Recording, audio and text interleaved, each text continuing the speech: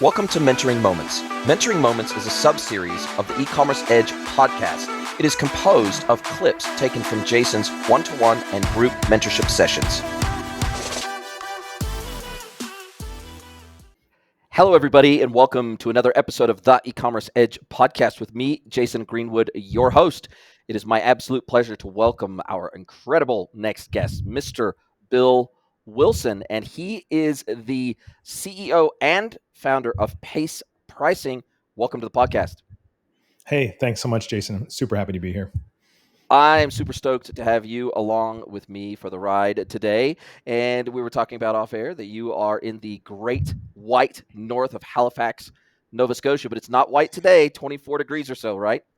Yeah, it's beautiful, middle of summer while we're recording this, and it is the absolute best time of year in Halifax. It's these 2 months, July and August, are the best. There's some good edge months, but July and August are really the best spot. I was going to say, you probably get about 2 months of real solid summer. All bets are off outside of that. Yeah, exactly. I mean, it extends into September. June can be nice, and October can be nice. But honestly, I try not to travel during July and August because it is just so beautiful here. And in the dead of winter, how cold can it get for you? I don't minus 24? No.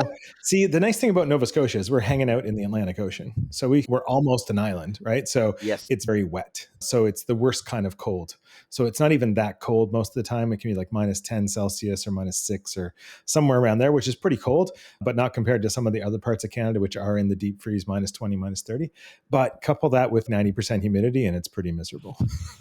Yes, as someone who lived in New Zealand for almost 30 years, I can empathize with cold and wet. That's for sure. Gotcha. New Zealand is very similar sort of weather there. But listen, we're not here to talk about the weather all day, but we are here to talk about SaaS pricing models. But before we get into that, you have been doing this. You've been running Pace Pricing for nearly 4 years now. You have been a pricing coach to multiple brands, multiple companies, multiple platform vendors over the years. How the heck did you get into this wonderful world of price modeling, basically? Yeah. It's a funny thing. I often tell people if you had asked me 10 years ago, would you be a pricing expert today? I probably would have just laughed. I'm a software developer, right? I'm an engineer. It's where I come from. I've been writing code since the mid 90s professionally. And by 2007, I had decided I wanted to start my first company, which was at the very beginning was just bum in a seat consulting, paid by the hour kind of development. Very quickly in my town here of Halifax, I ran into a whole bunch of really talented designers and developers, and I decided I wanted to build something a little bigger. And so that's when we created Mindsea, which was my first company. And it was ended up being a mobile app development design studio. It's still going today. And it was a lot of fun. And that's where I got my first little taste of pricing. Of course, because we had switched from a hourly model to a productized service model because that's what you should do. And that sort of got my feet wet, say. We had built a little tool internally to help us price products for our customers. So we had a mobile app blueprint that we called it. So it was kind of like our foot in the door offer. And it had sort of 3 price points depending on where you were at in your journey. So if you were a startup or you were an enterprise and you had to get it right out of the gate. And so we just took a good, better, best kind of pricing page approach to that. And we built a piece of software that allowed us to spin one of those up with an embedded HubSpot form or something. And we could send it to our client. They could pick what they wanted. They could fill it out and we'd get started. And so that was the beginning of all of it. And if I were really to think about the professional pricing side of it, that was the beginning. We won't talk about my obsession with price tags in Costco, but once we got that going, we were selling to a ton of B2B software as a service companies. We were building their companion apps. And they would always ask, this is a really cool tool. Where did you get it?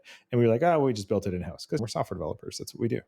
And we heard that enough that my head of sales was just like at me. And I really thank him for this. But he was at me and said, let's go build a startup with this. And so we did. So we built a company called SalesRight.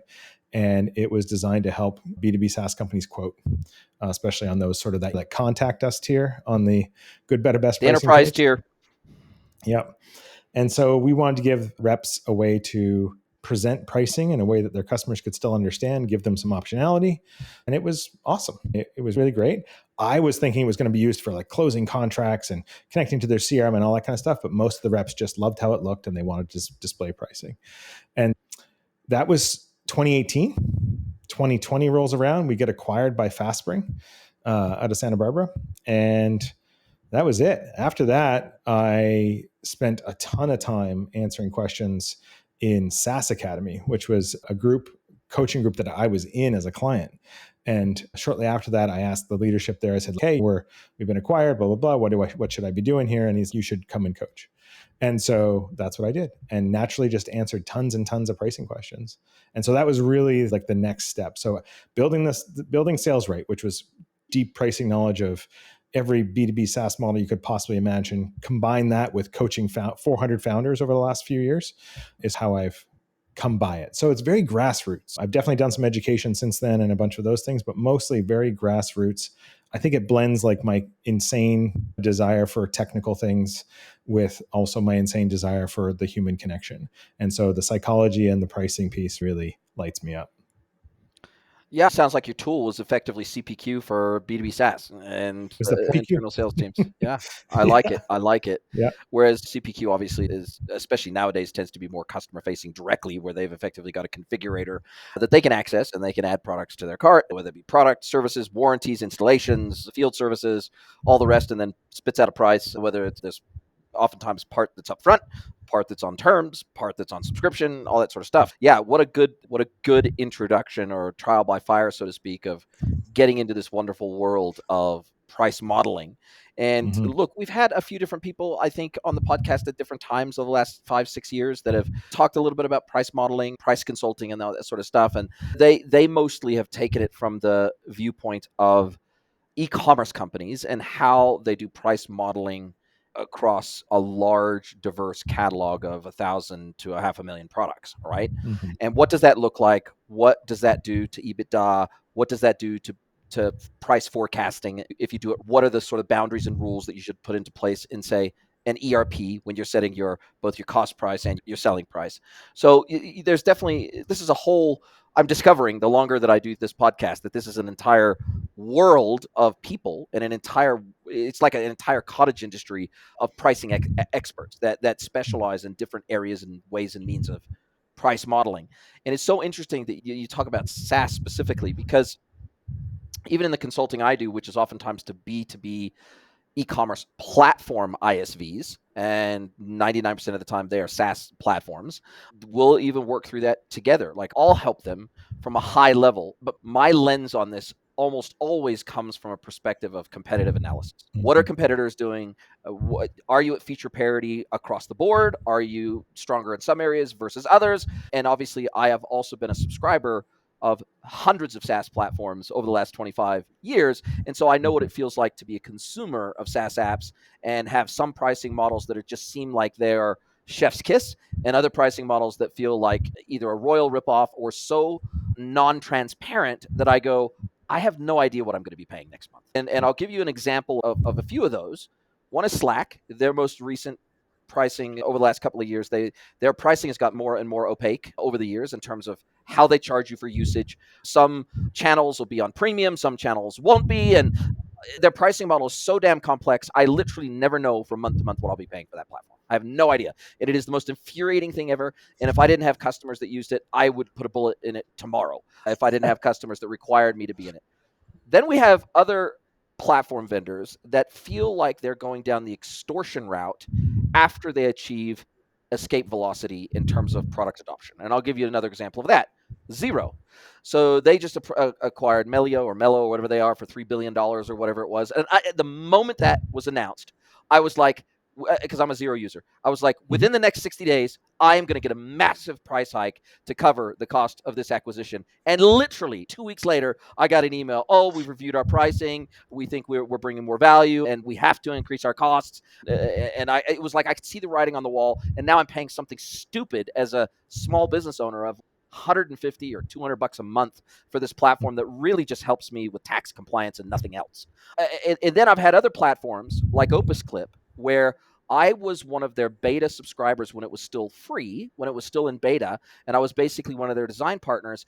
And even when I was in that phase, the platform brought so much value to me that I was like, the moment these guys go subscription, I will pay almost anything that they ask because this has become an essential part of my workflow, and they bring so much value to my business that I will be happy to be one of their first subscribers, and I will be probably a customer for life unless something tragic happens. And I've been a subscriber ever since, and I've been very happy to pay them their $300 a year, whatever it is, for their platform, and I couldn't be happier to spend that money with them. So I've had the gamut of experiences here, and I guess what you're trying to avoid is the first two scenarios that I described and try to find the last scenario that I described for your customers. Yeah, ultimately, you've described all of the emotions perfectly on the buy side, right? And so you use the words like value a couple of times, and that's super, super important. So I use Xero as well. I've been using Xero since '09, before it was cool, probably. I was tired of Simply Accounting, and I think it was like 2010. They launched in Canada because they're a New Zealand-based company. Things are very, very similar. And I've been paying for them ever since. And I will pay, I'm on the other side of that. I will pay them whatever they ask. Yep. Whatever they want from me, I will pay, because it is the system that I rely on the most. And or not the most, but one of the most important systems. And I know it and I feel it and I just really value it. And so the value piece is really encouraging, right? Because what I try and get my customers to understand is that your customers want you to have good pricing, right? And wanting you to have good pricing doesn't mean the cheapest pricing. It means that they will happily pay for it because they see and they get the value that they're paying for. And what so they we perceive as fair, right? Exactly. Perception of fairness, and then how it fits into their life and what it's doing to help you make progress on your own jobs to be done. So I'm a very heavy product guy, and I focus very much on product because I built product for years. And I believe the number one way to tackle pricing is from that lens. What is your customer trying to achieve in their daily life? And how much of that job do we cover with our software? And then we can start to do it. So for example, if Xero was like, yeah, you want tax compliance? That's all we do, tax compliance. You get a simple P&L and accounts and whatever else. I don't know what it would be, like the absolute basics. Maybe you'd be happy to pay $99 a month for that. Totally. So that's really what it is. What is the job you're trying to get done, and how can the software cover it? Now, in the terms of trying to get customers to understand that our customers want us to have good pricing, there's a few things we need to consider, right? And that's where I love to dig in, right? That's where I love to dig in with the customer and just help them think through the value story. A lot of times when I start talking to customers, they're trying to understand, are you pricing or are you product? What are we doing here? Because you start with a lot of the same kinds of questions around product. How does the customer get to value? What are their aha moments? How do we get to adoptable value? What is their activation, time to first value? All of those things pay heavy into the pricing. For example, if it takes you 90 days to get set up and running before you see any value, it's going to feel pretty crappy as you're paying $400 a month for that thing, right? And there's a lot of things you have to dig into. Anyhow, I digress, but I'm with you on that. And I'll tell you one of the areas where this becomes really relevant to the e-commerce world or the digital world is most e-commerce platforms, PIN vendors, CDPs, system integration platforms, almost doesn't matter what platform we're talking about, CRMs, they will, even if it requires an agency or some sort of a studio or some sort of not an ISV, but an SI to do an implementation.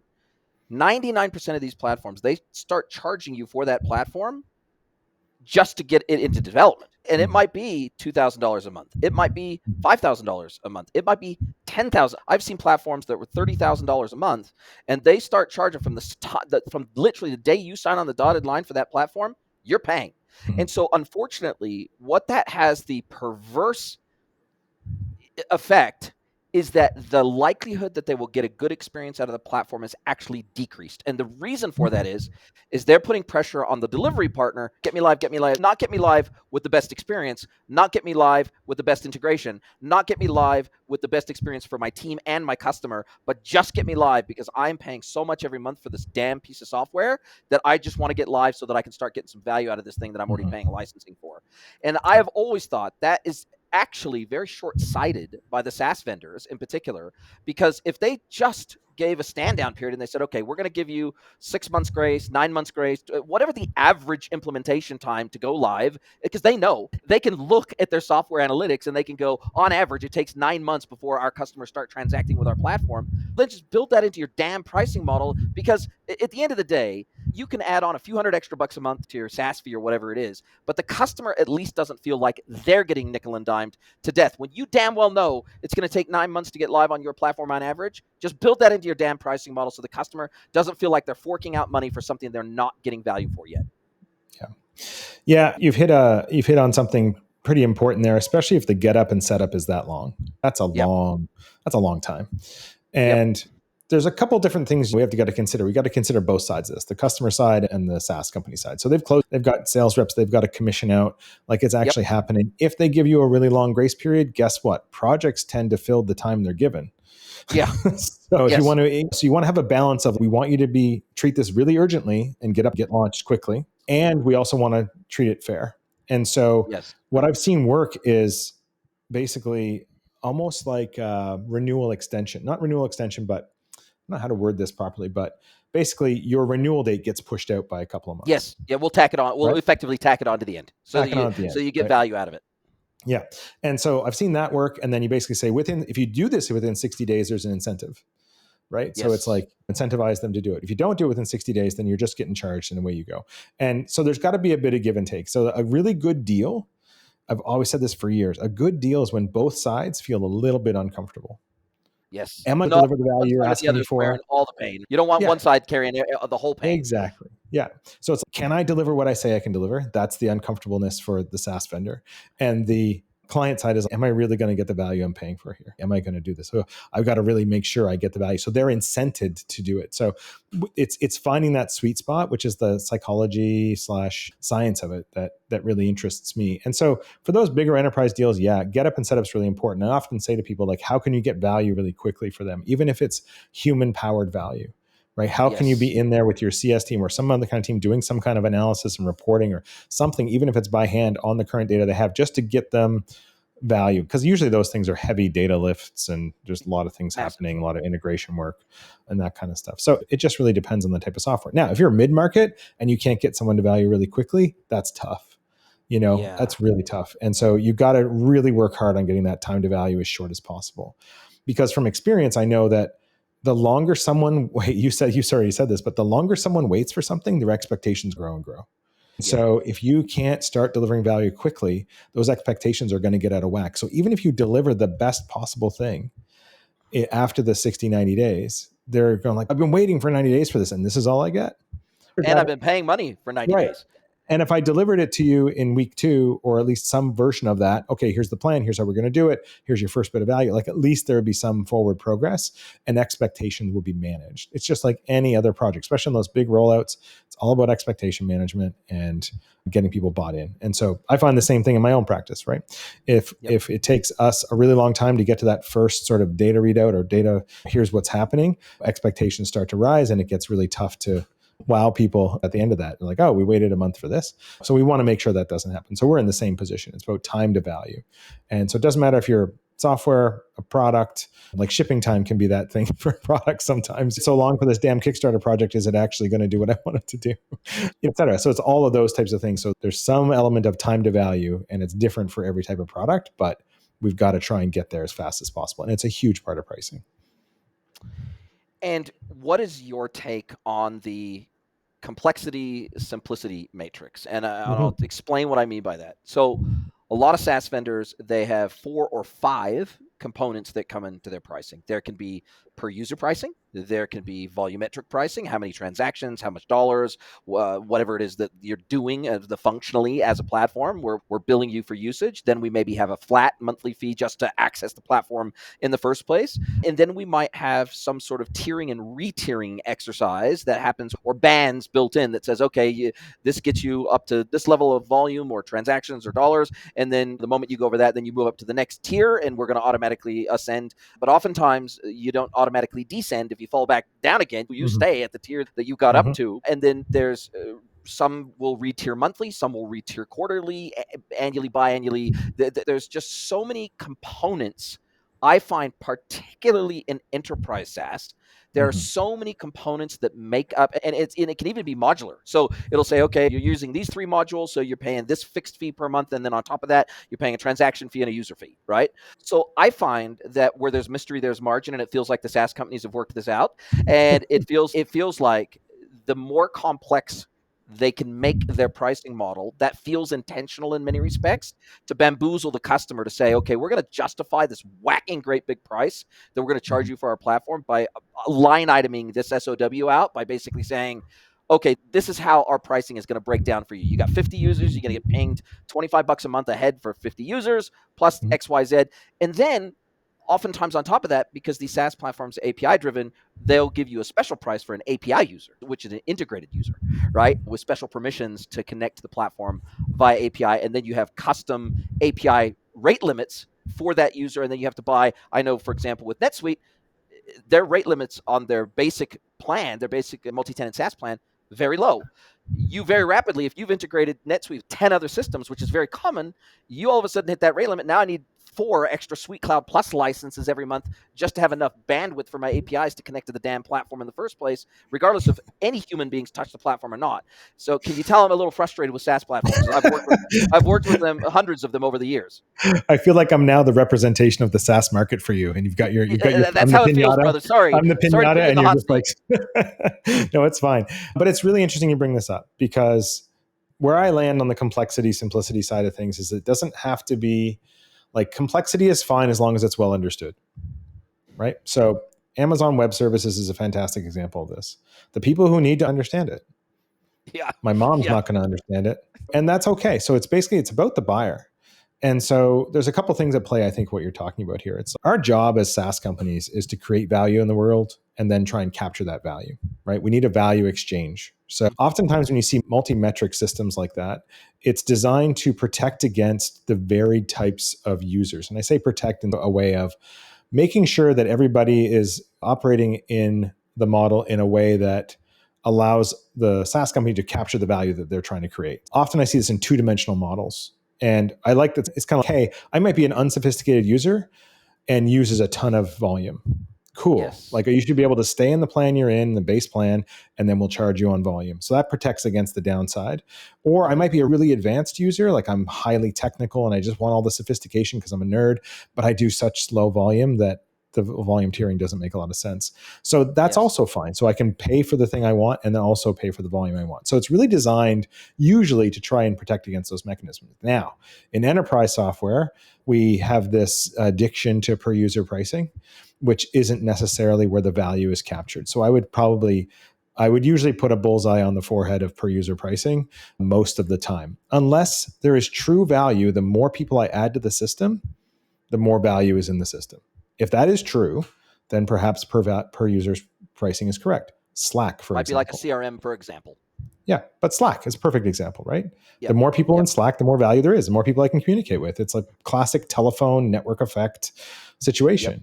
And so per user pricing is usually on my hit list. Sometimes it's a necessary evil. These large companies and the companies they sell to are very large. They're like oil tankers, right? Yes. It takes a long time to turn that thing. And so I think we're in the throes now of trying to get to models that are a bit more adjacent to fair. The people who are buying software inside these organizations are changing, right? There's younger and younger people that are used to buying this way, and they're used to having all the information up front. And there's just a lot of this stuff, right? We're buying cars online. We're doing all this stuff. It's normal for people to make big ticket purchases without necessarily talking to a human. So there's all of that coming into play as well. And so I often tell SaaS companies, I said, we always talk about we're selling to other businesses or business to business. But at the end of the day, we're selling to a human inside that business. And they have fears and aspirations as a person. Because if they're sticking their neck on the line for a NetSuite install at $1 million or whatever it's going to be, that's a fireable offense if you screw that up. If they don't want to put their neck on the chopping block for that, and I understand it's not one person, but there's somebody leading that, right? Yes. And so when you realize that, then that's when you can start to figure out where your model fits for the different types of buyer in the organization. And so where I'm going with this is like a wallet structuring situation. So if, for example, there is a high IT burden that goes along with this system, data storage, all that kind of stuff, then carve that out. And that's probably something for the CSO or that group, the CIO, that group's a team, that's their thing to pay for. And they will fully understand the value metrics to go with it, right? We're paying for gigabytes, we're paying for the SOC 2, we're paying for the HIPAA compliance, whatever it happens to be. We get that, we know that, we want that. they're happy to pay for we it. don't want to have to do it ourselves. And then the value use, the people who are actually using it on a daily basis, the metrics for them should be really centered in around the value that they get. And so this is the thing in enterprise pricing, is to try and divvy this up in such a way that it makes sense to the various buyers that you're inherently going to sell to inside an enterprise deal. But to your point, though, sometimes it can start to feel like a tax. I don't know if that's exactly what you're getting at, but there's a lot of some stuff that can feel like a bit of a tax. And so I think that's where, I think you started this by saying once they've reached escape velocity, then they essentially try and screw you. And I don't think it's that, but I said, like, in the market that we've built, for better or worse, if you're not growing, you're dying. Yep. And so we need to constantly figure out how we're going to grow. And the way to make more money is from the customers you already have. So expansion revenue is the most important thing in a SaaS company. So if you want one metric to lean on, it's net revenue retention. You can get that above 120%, you're a rocket ship, and you will outperform your competition for sure. And so that's what they're all after. And so figuring out the model that works best for them, it's all varying. It can feel a little like, I find sometimes, I worked with a company recently, just last week, and they'd been around for 10 or 15 years. It was kind of like a data platform. They had all kinds of downside protections in various ways because they had such a disparate group of users that we had two options. One, we use case it out and actually just build models for the use cases you sell to, right? Yes. The two different use cases, completely different uses of the platform. Separate those. They make it two tiers differently. or something. Yeah, like just separate. Are you a pharmacist or are you big pharma? I don't know. Yeah. Like, it's like very different kinds of approaches. But they also, I think they had about 15 or 16 value metrics that they would limit their plans by or drive. And I looked at it and I was like, I don't understand this. And I deal with this How can all your day, customers every understand day. it? And there's just no way your customers understand. And immediately they said, oh yeah, no, our customers are always confused. We have to do a big thing, always build a spreadsheet. And I'm like, that's the cue. If you're having to build spreadsheets to explain it, there's a problem. So you should be able to explain it. I hate to say this, but you really should be able to explain your model in 30 seconds, right? Yep. Hey, this is how we work, right? We charge per user.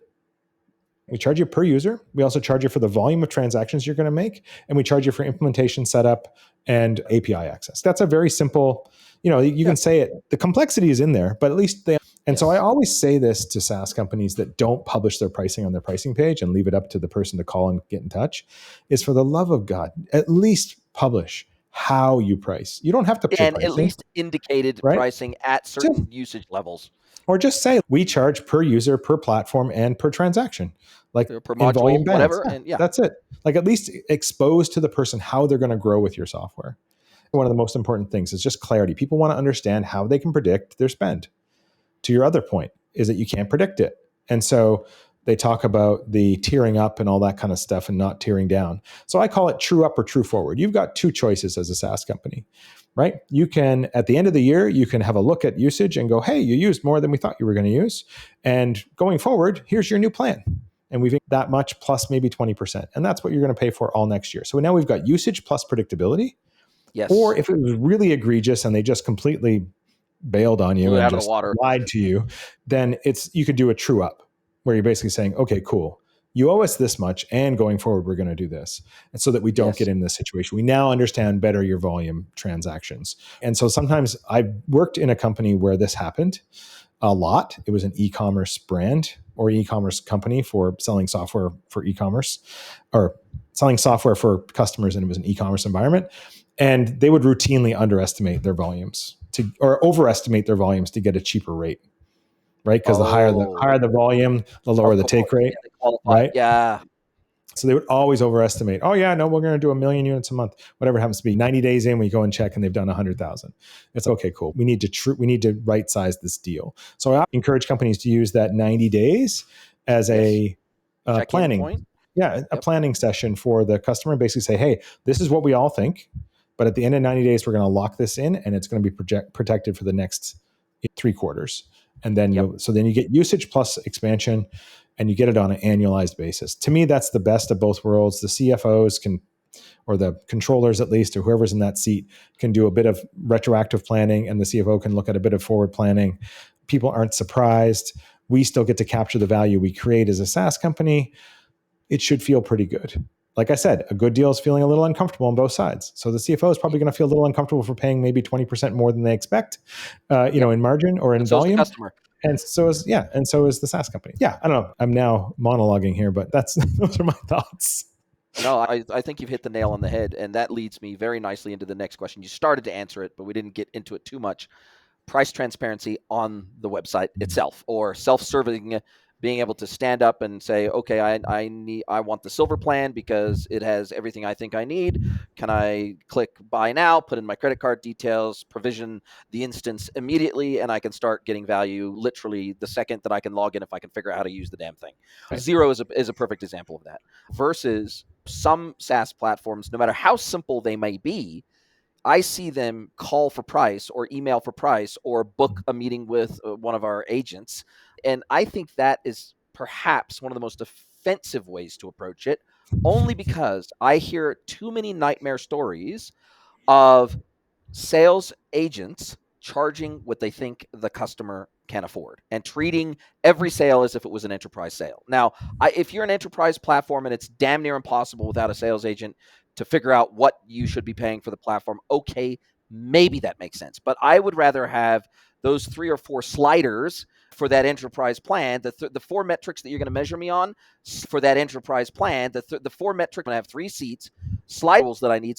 Give me some sliders here so that I can see what I'm going to pay and maybe even make the choice to activate that subscription based on that agreement right then and there so I can start getting value. But this whole thing of enterprise software sales is so offensive. And I've seen it so many times where 2 customers will meet at a conference, for example, and they'll start talking about what they're paying for their software. And they have very similar businesses. They're doing very similar volumes, very similar dollar values. And the SaaS vendor will just make the argument, there's something about this business you don't know that we know when we were in negotiations that caused them to have a higher price. But when one is paying twice as much as the other, I tell you, it creates some bad friction between those customers when they find out what each other is paying and they go back to the vendor and they go, why the fuck are you charging me twice as much as this guy when our businesses are very similar? It makes no fucking sense. And it actually ends up, and I've seen this on Reddit threads and everywhere else where it gets published on social. These guys fucked me over for the last 3 years. It can be bad. It can be real bad. Yeah. Transparency about how you price is really important. And I don't care if it's an enterprise sale or not, because oftentimes the contact us is put on a website for a couple of reasons. One, we don't know your needs, and we really do need to talk to you to figure out what you need. And I think that's whether it's feels egregious or frustrating or whatever, I still think that's a fair move. The other reason is they're scared to death of their competitors. And I think that's not a fair reason. Not a fair reason. If I want your pricing, I'm going to get it. There's a lot of people out there that can go get your pricing. Like the secret shopping is real. Even Vendor. So Vendor, VENDR, that company, they now have a Chrome extension that just sits there. And just when you go to one of those websites, it tells you what the average deal size is for the different types of plans. It just gives it to you because they have all the data. And Vendor will go and negotiate for you. Like that's where we're at with SaaS pricing sometimes. It's like, how do I get the absolute best bang for our buck? So I've been on both sides of this. My product, we had a really great rocket ship company that had been with us from the very, very beginning. And I think on our 3rd year renewal, they came back and they were like, all right, cool. Yeah, Vendor's doing all of our renewal and they're just going to do it for us. And I stood my ground actually, because they were trying to completely just rip us off, in my opinion. And I was just like, yeah, we're not doing that. And I just did the Chris Voss thing. Yeah, how can I do that? Right? How do you expect me to do that? And do you want me to go out of business? Because that doesn't help you either. Yeah, it was just like, how can I do that? And then so eventually we ended up negotiating directly again with the CFO, which was great. And we came to a deal and it was great. But this is the reality, right? People want to know how much it costs. And I will stipulate that oftentimes the price tag isn't necessarily the problem. I don't think, because you already said this earlier, CapCut could pretty much, or is it CapCut? No, it wasn't CapCut. Opus Clip, but same sort of thing. Yeah, so Opus Clip could pretty much charge you whatever they wanted to, and you'd be happy to pay it. They could double it tomorrow, and I'd happily pay it. Right. But if someone came along and was like a little more casual, not as technical as you or whatever, and they just started Opus Clip, and they were like, oh God, like I would never pay that, and they would back away. So there's a definite element of what you're trying to buy. Yes. And so there's such a thing as an ICP, is what you're saying. This is it, right? So there's an ICP and they're very well educated and most people already know what they're trying to get after, but some people don't. And so there's really like a 2x2 matrix here about how often are they used to buying this software and how sophisticated are they, right? So Yep. the more sophisticated they are, the more often they buy these types of things, the more commodity the price is, and the more you have to just compete on price, which absolutely sucks. It's a terrible place to be. Find a new vertical. But in the Find lower, a new ICP, something. yeah, an unsophisticated buyer that doesn't buy very often, and unsophisticated insofar as that they don't really know what they need yet, but they're still a valid buyer, ICP, and they don't buy this very often, there's a big value sale there, right? There's like, how can we as a company help you get this implemented and get it up and running? So that's when you can get into those situations where people are pricing the customer, right? They're pricing the customer in terms of what they can afford or what their willingness to pay is and all that kind of stuff. Because we substitute all the time in surveys the willingness to pay for value. And it's not quite, we try and put them together so that we can show you what you're going to get. Does this make sense to you? How much would you pay for it? That's how we try and get to the fair value exchange. I guess in all of these things, there's a level of education that our customers have, whether we are aware of it or not, that we have to be like, we have to meet them where they are, I guess is what I want to say. So for someone like you that comes along, you want the sliders, right? Yeah. For someone else, they come along, they're like, I don't even know what I need yet. April Dunford does a really great job of this. You know who she is? April Dunford. No, she has a never heard of book her. called Obviously Awesome. And she is actually, I have it right here. I just happened, by the magic of television, I happen to have it right here. Wow. Big No, orange it's book. I on my like it. desk all the time. Yeah, it's called Obviously Awesome. And it says how to nail your product positioning so customers get it, buy it, and love it. And it's about positioning. And so one of my core tenets is that product is pricing and pricing is product. And positioning is pricing and pricing is positioning. And that they all go together, right? And so she has a really great example of this on her podcast like last year maybe, about buying a toilet, right? Like, some people, so she walked in, I want to buy a toilet. Okay, what kind of toilet do you need? Do you need this? And she started rhyming off a whole bunch of shit that she had no idea, right? And really what she wanted to know was, can someone help me figure out what I need? And so those are very different things. You might walk in as a plumber and going, I know exactly what I need. I need 3.4 gallon flush. I need this. I need that. I need all these things. It needs to be this high because it's going in an accessible bathroom. Like, they know all the things. Whereas April Dunford just needed to know, what kind of toilet do I need? And so I know it's a weird example, but that's the same situation, right? So a very advanced buyer is going to get frustrated. Like, you're going to feel frustrated. And if you have a lot of those advanced buyers and that's basically your core, you're going to start pricing like Amazon Web Services because that's what they're used to. But if you don't, then you're going to end up in this situation where you're doing a lot of reach out and talking to people. So where am I going with all this? I think pricing should be transparent on the website. And if you don't want to make it transparent, there's a few baby steps you can make. The first one is prices starting at X. That's the first one. A range. Right. Yeah. Typical customers, 2,000 to 15,000 a month. I don't know. That's a terrible range, but something like that. The next one is publishing how you charge and what the range is. So we publish per you. We have a platform fee. We have a per transaction fee. We have a this fee. We have a that fee. Like, all that stuff just put together so they can get some sense of how it's going to work, so they can do a little comparison. And then finally, publish your damn price. Finally, put things on the website that allow people to get to the price, whether that's through a calculator or through just good, better, best sort of optionality. It really just depends on what your packaging model is, to let people to make those decisions. But you can baby step it in, and I think more and more enterprise customers will do it. Now, I know that there's a bunch of stats out there that says 50% or some huge number of SaaS companies don't publish their pricing, and I think it's a huge mistake for people just like you and for everybody who's coming after us, right? Yes. Like, all the 20-year-olds that are going to start being in business buying software, they came from a completely different world than I came from, and probably you came from, in terms of how you buy software, right? So I think that's the thing that companies need to start to embrace, because the buyers are starting to change and they expect more, and they expect transparency, and they expect fairness. So we got to dig into it. So give it to them. Yeah, why not? Now, how do you feel about productized services as if it was a SaaS model? And I'm asking this somewhat selfishly, and that's the way I decided to build my consultancy. And I chose to do that for a number of reasons. One is I got sick of service providers when I was the buyer of these services saying, oh, we'll put you on a retainer and we think you're going to need this many hours a month, but if you go over, then we're going to bill you in arrears, and then we're going to bump you up from a resource perspective for the next month. And I never knew what the hell I was going to be paying from month to month. I had no idea. I knew roughly what the base retainer was going to be, but I never knew, based on actual usage, what I was going to be paying. And so there was massive variability in the monthly retainer billing. But there was the upfront piece, and then there was the arrears piece. And I thought, God, this is And then when I was building and running agencies, we used to run retainers as well. And I thought, this is terrible for the customer and for us because we got to track every minute of every single day. Then we got to do a reconciliation at the end of the month. And then we either, if we've come in under the retainer, then we have to roll it forward into the next month. Or if we've gone over, then we either have to bill in arrears or we have to take it off the next month and we have to communicate with the customer, ask them what they want to do. It is a friggin' nightmare. And it's totally misaligned because on a retainer model, you are incentivized to sell them more resources or to consume more resources as opposed to go for a result. And so I said, bugger that. I don't like that amount of admin overhead as a consultant. I don't want to track every single minute. I will track time within reason purely to track against the fair use policy that I have as a downside risk protector against my business. But I said, okay, this is an all you can eat plan. This is what you're going to pay per month. The only difference in price is if you sign up for 1 month, 3 months, 6 months, or 12, then your monthly fee is going to be less. Obviously, the longer you sign up for, but this is a fixed fee and it's all you can eat. I have a fair use policy in place to protect downside risk, but significant overages and underages from a month-to-month basis. They're built into the model, and it's very transparent in the terms of use.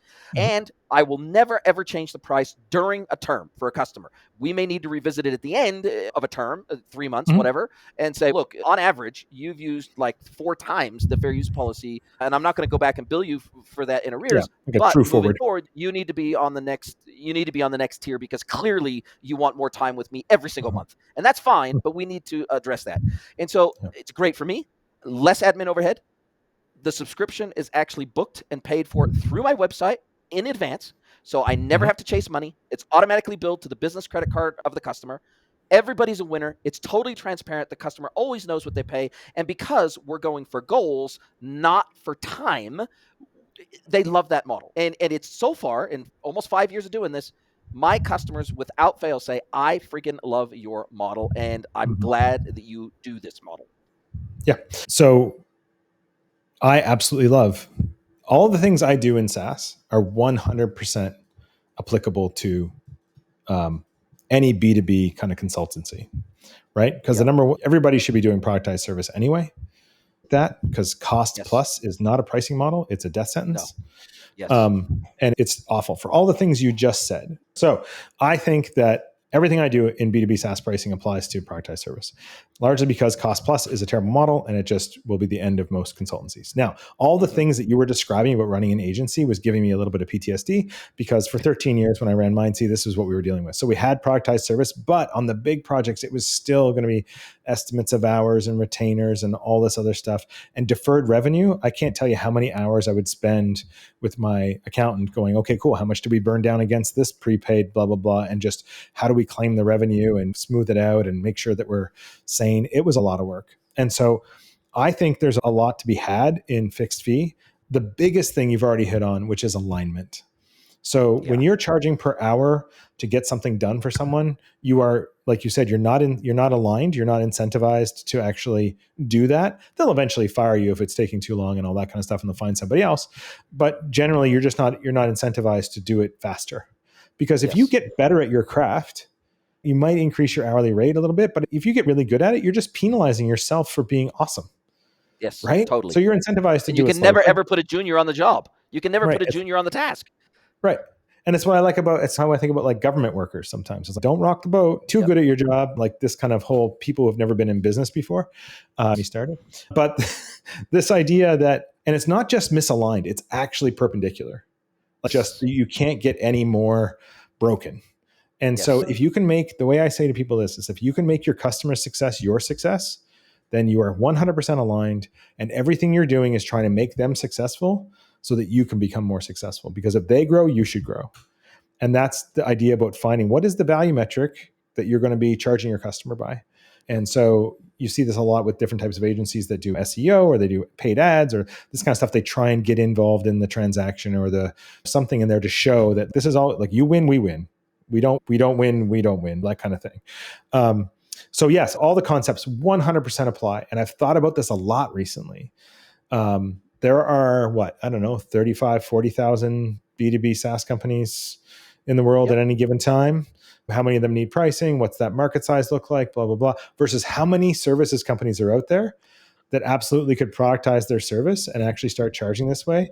I feel like I can make a bigger impact almost with those companies. And when I say impact, like I want to leave a legacy with this stuff, right? I want in 10 years for people to think about how do we do pricing, to go, yeah, like this is the Bill Wilson way of doing the pricing, right? I know that sounds a little lofty, but got to have goals. And yeah, and I like to think that there's the blend of how everybody thinks about this stuff. Like you said, there's this group of people that are pricing experts, right? And there's everybody from the pricing society folks, which are dealing in consumer packaged goods and pricing really hard things with monadic surveys and constant margins and like really complex stuff. And then there's people like on my side, which are really talking about psychology and offer design and packaging, and then analysis is also included, that kind of thing. So there's like both ends of that. But I think what's missing in the services side is a lot of the psychology. How do we actually package and price these things in a way that makes sense? Now, people will get scared and they'll go, what if it, like you're saying, I need downside protection? And that's where I would say there's one thing, and you've been doing it for 5 years. So if it's working for you, that's great. But I feel like the downside protection is still, you've got a proxy for hours. You do technically, and the fair use policy will call out a rough high level number of hours that are expected. I've never in 5 years, the only reason I put that in there was so that I could have a conversation with the client if necessary. I wanted to open up the door to be able to have that conversation, that so that it didn't come as a surprise to the client if it happened. Now, Right. luckily, in 5 years, I've never had to have that conversation. I've never even had to raise it. I've never had to question it. In fact, I have had customers come to me as they're nearing the end of their term and they're going, actually, we just want a lot more of your time. How would we go about doing that? Because we enjoy working with you and we can see 4 or 5 new ways we could work together, but we know that you've got this sort of process Sure. and policy in place. How can we work with you more? And so then I'll come up with a custom program for them with a custom subscription price just for them. And I'll tell them roughly, how do you want me like full time? That's probably not going to work because I don't keep all my eggs in one basket ever with any one client. I never like one client to be more than about 20% of my revenue. That is just super high risk over and above that. And so I think just having that there as an opportunity to open a door to discussion is really important, but I don't emphasize that in my discussions with the client in pre-sales. I don't emphasize it when I'm working with them, and I certainly would never raise it unless it was super egregious. Yeah. Fair use policies are just that, right? And I often encourage them with customers who are worried about their own downside protection on, say, like AI overages and all these types of things that are really costing a lot of money these days in SaaS. And for me, it's about fair use. And so you're putting in fair use policies make a lot of sense. But the cool thing about doing the productized service is it's now our job to get really efficient at delivering that service. 100%, so that we actually make better margin. Yeah. So it's up to us. So now what does that do? That drives innovation. Totally. Right? Because it drives innovation. Because if you now said, okay, cool, what needs to be true for your company to be 10 times the size it is today? I guarantee you it's not more manpower. It's something completely different, and it's going to have to be innovative. So I feel like those types of pressure cooker situations, what is it that they say? Necessity is the mother of invention, right? And so pressure makes diamonds. Yeah, exactly. So you need that pressure to innovate. And once you innovate, that means you can scale. And I often think from a 10x is easier than 2x approach, like the Dan Sullivan idea, is that adding more consultants is one way to grow the business. But if you had to 10x it tomorrow, what would you do? And you would probably build systems. You would probably put process, like you'd probably have a lot more things automated. Like you would just do a lot more different things. And I think that's what pricing on a flat rate or productized basis really does for consulting companies. It almost prevents them from being, and I don't want to say consultants aren't lazy, right? Yeah. But it does prevent the lazy pricing, because lazy pricing is taking your hourly rate, tripling it, and saying this is how much I charge an hour. Yes. And several people ask me on a daily basis, how much do you charge an hour? I'm like, I do not work hourly. Yeah, and I tell everyone I meet that's exactly what they charge. They say, do you have a day rate? Do you have a project rate? Do you have an hourly rate? Mm-hmm. And I'll tell you what, I added an hourly option on my website purely because I had so many people sliding into my DMs asking, hey, can I get a 15 minutes with you to pick your brain on this thing? That I put a 30-minute option and a 60-minute option on my website. It almost never gets used. And I go, sure, here's the link to my page where you can purchase 30 minutes of my time, and it's 10 times as expensive to purchase it that way as it would be on a subscription. But I did that specifically, and I called it the Pick Your Brain consultancy session, because Sure. almost every single person that asked said, can I pick your brain for 15 minutes? They almost word for word used the same terminology to ask me for 15 minutes of my time. And so I've got a free pre-sales Discovery option session on the website to just book for discovery and alignment. But if someone literally comes to me and says, I want you to consult on this thing, but sales, what it does is it gets the tire kickers out of your funnel. And to me, that's the most important thing. It's how can I pre-qualify people that would make great customers who aren't going to take advantage of my time, taking all the risk of putting them into an unlimited sort of a model. Yep. So what is your thinking around? I had a very specific question here, and it literally just slipped my mind because I was talking about that other thing. It'll come back to me. But I was thinking, I know what it was. I have read in several pricing books that most people say, specific question here, and it literally 10 to 20% of your customer, usually once a year, I'll raise it a little bit, at least to cover inflation, just so that there's an expectation with my customers. I'm going to raise prices every single year because I am not going to make less every single year by keeping my prices the same effectively. So that's the first thing. Second of all, what are your thoughts about making sure that you are setting a fair enough, high enough price that acts as an effective filtration mechanism for the right target customer? Yes. I always say your pricing should do two things. One, it should attract the customers you want and repel the customers you don't. That's so good. Like, that's really it. And so you need to know what you're worth and charge it. Not everybody is your customer, especially in services, right? And we all suffer from this. It's feast or famine out there a lot of times, right? Especially if you're a solo consultant or you've got a small team and it's kind of eat what you kill and you're the one out doing the sales, the marketing, there's a lot of that's happening. So you really need to know what you're worth and know what's going to be good margin for you and a good customer. So I think it's a great filter, which is another reason why I like putting starting at pricing on things. Is right. Yep. Starting at $5,000. Our project start at $5,000. That immediately, if that's where you're at, that immediately gets rid of anybody who's looking for, I only have $2,000, what a website costs more than $5,000, that kind of thing. And so it immediately filters out. So that's the first thing. But how to set that price point really comes down to who do you want to serve? So some companies like to serve, and you can get pretty good at this. They can serve the entire area under the demand curve. If you think about, there's a lot of people that are willing to pay $10 for something, like 100% of people will pay $10 for it, and only 1% of people will pay $1 million for it. So there's a curve. How do I fill that area under the curve, and how much of that area of the curve do I want to fill? And I feel in SaaS especially, and maybe this is true in other things, is that people will go, we need to go up market to win. Right? They're selling mid-market or SMB, and they're like, no, up market is the way to go. Or vice versa happens, is the up market folks are like, you know what, we got to go down market. Yeah. And so it's the grass is greener kind of thing. And what I often tell people is, can you meet them where they are and get them an offer and a service that aligns with what they can pay? If you are an upmarket type of company and you have upmarket white glove style service, and that's what you're used to, high touch sales, all those types of things, and you try and go mid-market, you're going to have a very hard time because your time to value is probably longer. The amount of touches required is a lot higher. All of a sudden you're selling it for a tenth the price or a half the price, and people are still expecting all the things they expect. And so, and vice versa on the other side, if you're a quick PLG motion or trial to paid and get up and set up as quick, but all of a sudden you got to add 1,000 users, or you got to do with that, and they have special needs and training and all that kind of stuff, and you're not ready for that, forget about it. Right? It's a real problem. So you have to decide who you want to service, but more importantly, can your product deliver? Right? Whatever that product you actually deliver at that price point. And just be honest with yourself. You don't have to sell to everybody. Right? I'm guilty of this. I've done this so many times. And I know a lot of SaaS companies that do it as well. We need to sell to everybody. I'm like, look, if we're selling to everybody, we're selling to nobody. Totally. Right? Unless you're Apple, unless you're to a point of sophistication and that you can, because if you look at the iPhone, right? Yeah. If you look at the price curve on the iPhone, it goes, I don't know what the lowest priced iPhone right now is. Can we say it's $400 or $300 or something? Yeah, something like that. Maybe something $500, like something like that. Right, $500. And then it goes to, I don't know, 3,000. Yeah.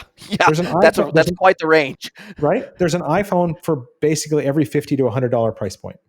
Yes. If you want an iPhone, there's probably an iPhone you can get if you have $500. Yep. If you want the best iPhone, is that one you can get too. if you have 3,000. So they're covering the entire range Spec- of the demand curve of what people are willing to pay. And that's like you said earlier, that's the French kiss, right? If you can do that's fantastic. But man, the sophistication that's involved in the organization that can actually deliver on that is incredibly complex. And most consulting firms, most services companies, cannot do it. And most SaaS companies can't do it either. Once they crest, they're into their billion-dollar valuation, that kind of stuff, and they're sure, maybe they can start to play in those waters. But I see people trying to go use those things as silver bullets to solve a lot of their, and it's not the right solution. And so I know it's not exactly what we're talking about in terms of like how do we set the price for the ICP, but it's very close. Yeah. And so I think that's the big thing is if there's one thing I can leave you with on that is, like I said before, your pricing should attract the people you want and repel the people you don't. That's it. And be okay with it. Get comfortable saying no. Man, what a killer line to finish on. An hour has absolutely flown by. I've thoroughly enjoyed this conversation. I have learned a truckload, and I'm sure my audience will have as well. I will drop a link to your LinkedIn profile into the show notes. I will drop a link to your website in the show notes. Other than that, how do you like people to get a hold of you and have a chat about all things pricing? Yeah, LinkedIn is the best spot for me. I really enjoy hanging out on LinkedIn. I post a lot of pricing page teardown videos, and I've got a few lead magnets there that you can grab that are really helpful. So that's probably the best place to get me is just hit me on LinkedIn. I love it. Now, as we do come down to the end of our time together, this is my chance to flip the script. I get to hand the microphone over to you. I get to let you ask me one question, any question you like. It can be personal or professional. Mr. Bill Wilson from Pace Pricing, what is your question for me today? I was not expecting this. Is a great question. I guess for me, I would say, the big question I would ask you is going to be a big one, is what would need to be true in order for you to have a 10x version of the business you have now? Yeah, I have thought about this, and it's a great question. I think the next step for me is to, and I'm going to be trialing this very soon, is to create a cohort-based offering, which means I will continue to offer the high-end services, the white glove services that I already do offer at the price points I offer them at. But there is a significant portion of the market that either just simply doesn't have the money for that level of service, or they don't need that volume and direct amount of almost daily handholding. They just don't need that level of consultancy. They have a few questions on a recurring basis that they want to speak to an expert about, but they do not need you on like literally at the other end of the line 24/7. They don't need that. And in that scenario, I think a cohort-based model would work really well because I could charge someone $50 a month or $100 a month, put them into that, have every week have 1 hour's worth of office hours, and then be available within a 24-hour turnaround time on WhatsApp, say, for example, to answer questions and set the expectation. You'll get an answer on WhatsApp, usually very quickly, but maximum 24 hours later, you're going to get an answer on WhatsApp. If you ping me with a question, I'm going to give you an answer. I'm going to point you to a page or a piece of information or a video of mine or something that's going to help you answer this question. And I'll create like workbooks and supporting documentation and all sorts of other things. I think for me, in order to 10x my business, almost have to move to some kind of a cohort-based model because my time is limited and I've almost, to a degree, maximized my time at the level that I'm at with the premium clients. Now I need to, and I've always got a pretty solid funnel of those premium clients in waiting. But if I wanted to always have a place for someone to start with me from with almost zero risk, I feel like it has to be a cohort-based model. Yeah, 100%. I think it's this idea of how do we leverage our time, especially as it's really comes down to you. Jason Greenwood is the business. So it's like, how do we leverage that time? And I think, that's fascinating. I think those are great options. I think the figuring out what the 80% of things you do now that you don't want to be doing so you can focus on the 20% that bring you the most value is the next big one. And I try and do that routinely. It's tough though. Like that one's a tough one, trying to figure out where the leverage actually is. But yeah, cohort based is definitely, I've seen that a lot of coaching programs I've seen really start there. They start off with an individual and then to the thing. And I've seen some of those I'm involved in are like tens and tens of millions of dollars a year in their coaching programs. And so Yeah. it's a far cry from when they started as one guy coaching, you know? Yeah, and then I've always thought of digital products as an option. I've also Mhm. thought of community building as an option with just a membership to a community.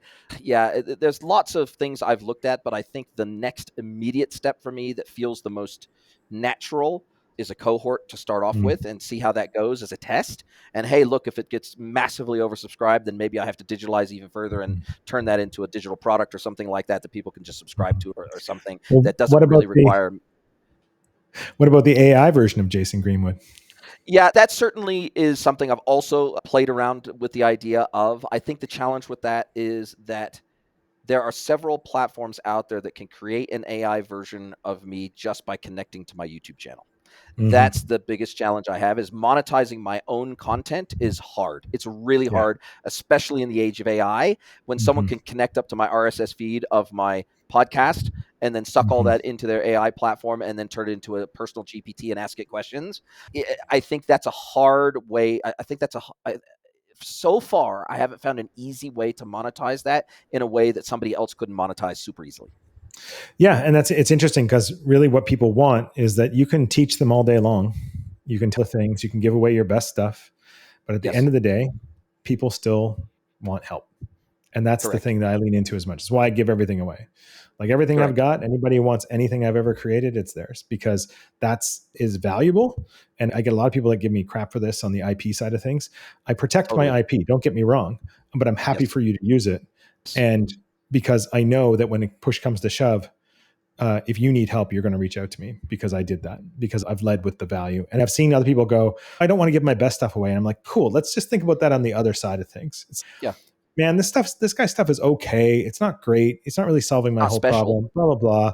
Do you think it'll be better if I pay him money? Yeah.